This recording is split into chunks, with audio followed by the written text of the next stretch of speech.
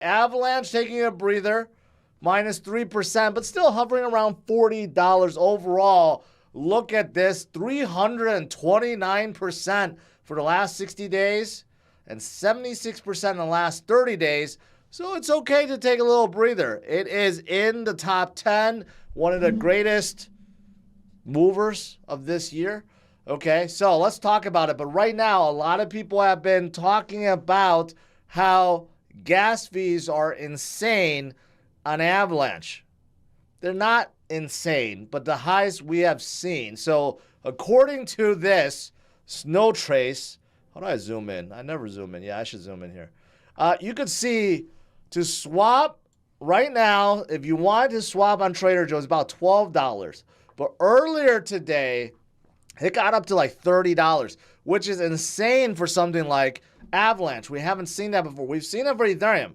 We've seen like 3,000, 4,000 on Ethereum, but not on something like Avalanche and their C chain, right? And it takes about $3.60 to set ERC20, set native 130. But look at the fees in the last 7 days. Insane, right? And this is caused by several things, and I think you guys know what I'm talking about. I'll get to a little bit. But overall, all the fees right now is helping Avalanche in a big way.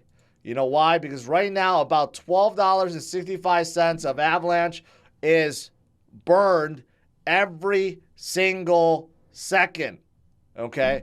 In case you guys didn't know, Avalanche is deflationary. It does have a set supply, and the more usage, the more gas fees, right? The more burning. You're going to get a lot of burning up the wazoo, right? That's what's happening. So overall, all of this has contributed, I think, to Avalanche strength within the last 60 and 90 days. And I don't think it's going to stop because there are several major things happening right now on Avalanche, okay?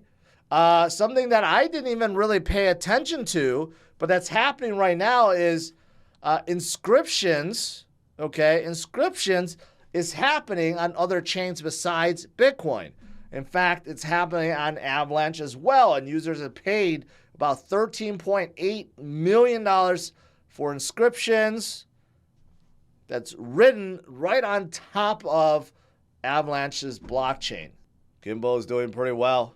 27.6 million market cap. When I got in, I told you guys it was like, it was like 10 million. I think when I showed you guys it was like 11 million or 12 million. It's almost 30 million, guys. Just to let you know. Kimbo is best friends of the cock. Solana's hot. I don't know if you guys noticed. Solana is now sitting at number 5. Okay, let's get a read here. Solana's closing in at $80. It has flipped XRP. If it keeps going, it's going to flip BNB. But Solana is at number 5. I believe Solana has never been this high on CMC ever in history. I don't even believe in 2021 it was this high.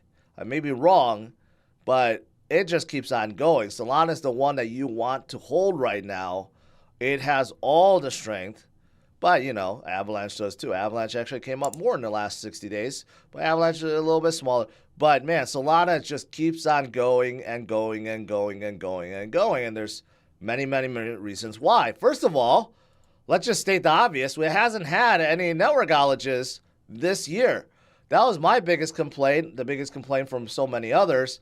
Haven't heard of any network outages so far this year. So whatever they've been doing has been working so far. Fingers crossed, knock on wood. But because of its rise, more and more people are looking into it, right? Google search volume goes up. Even you have like Kathy Wood of ARK Invest talking about Solana. A lot of institutions are talking about Solana. Right now, they're not really talking about Ethereum. Do you notice that none of these headlines are talking about Ethereum? They're talking about Solana.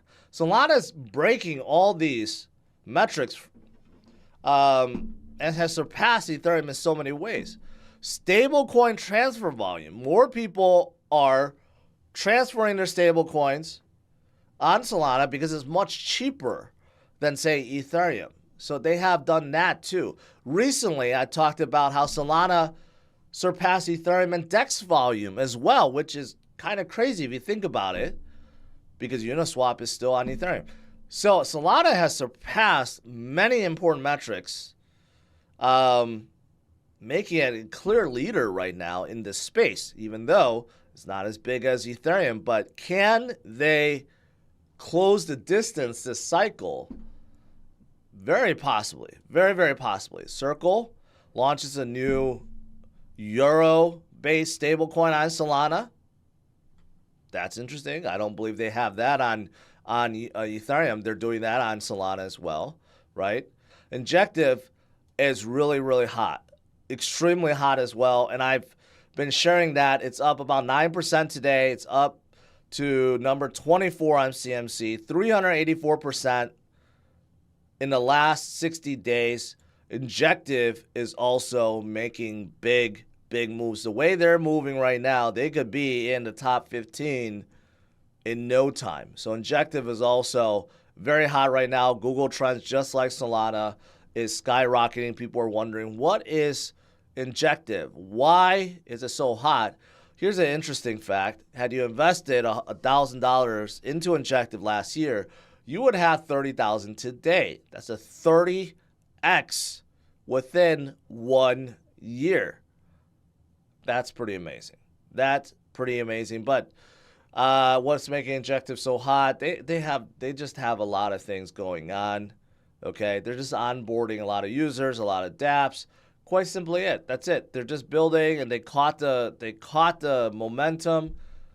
There's nothing really else to explain it.